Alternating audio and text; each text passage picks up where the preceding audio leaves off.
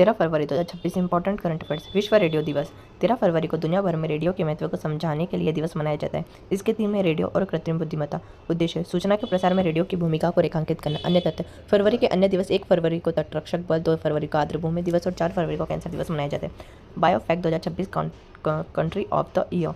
Germany में आयोजित दुनिया के सबसे बड़े ऑर्गेनिक ट्रेड फेयर में भारत को कंट्री ऑफ द ईयर चुना गया है। इसका उद्देश्य जैविक उत्पादों के वैश्विक व्यापार को बढ़ावा देना है।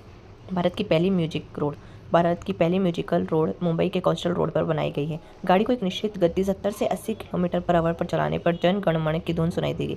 विश्व संदर्भ दुनिया की पहली म्यूजिकल रोड जापान 2007 में बनी थी। वंदे भारत मातरम के गायन की नई अवधि। गृह मंत्रालय के नए दिशा निर्देशों के अनुसार वंदे मातरम के पूरे संस्करण की अवधि 3 मिनट 10 सेकंड निर्धारित की गई। इतिहास रचयिता बंकिम चंद्र चटर्जी 1875, आनंद मठ उन्होंने 1882 से लिया गया था। प्रथम गायन 1896 कोलकाता के अधिवेशन में हुआ था। विश्व की सबसे बड़ी अनाज भंडारण योजना। इस योजना के तहत मध्य प्रदेश के बालाघाट जिले को पायलट प्रोजेक्ट के रूप में चुना गया है। उद्देश्य 500 मीट्रिक टन क्षमता वाले गोदामों का निर्माण कर अनाज सुरक्षित करना है। कारण कृषि वर्ष 2023-24 के तहत खाद्य सुरक्षा सुनिश्चित करना है। लखपति बिटिया योजना आर्थिक रूप से कमजोर ईडब्ल्यूएस परिवार की लड़कियों के लिए योजना दिल्ली सरकार द्वारा शुरू की गई। उद्देश्य लड़कियों को आर्थिक सहायता प्रदान कर 54,000 की सहायता देना है। विशेष ये दिल्ली लाडली योजना 2008 का उन्नत संस्करण है। स्थानीय मुद्राओं में द्विपक्षीय व्यापार।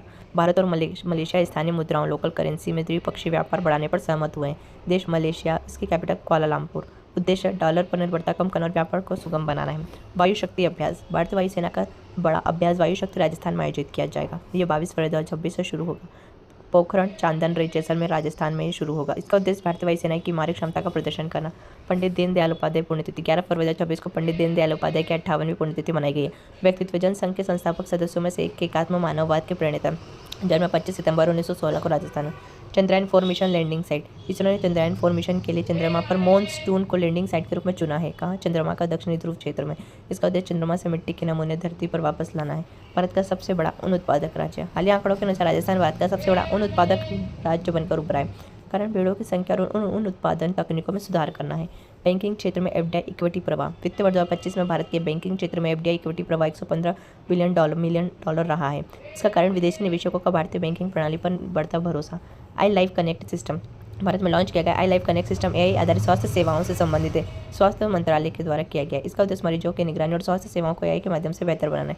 भारत का पहली क्वांटम वैली अमरावती में बनने जा रही है। अमरावती आंध्र प्रदेश में। इसका उद्देश्य क्वांटम कंप्यूटिंग और रिसर्च के क्षेत्र में भारत को अग्रणी बनाना। चक्रवात गेजानी। हाल ही में आए चक्रवात गेजानी ने मेडागास्कर को पूरी तरह प्रभावित किया है। मेडागास्कर की कैपिटल एंटानानारिवो है। इसका कारण हिंद महासागर में उत्पन्न कम दबाव का क्षेत्र है। प्रभाव भारी वर्षा और तटीय क्षेत्रों में नुकसान।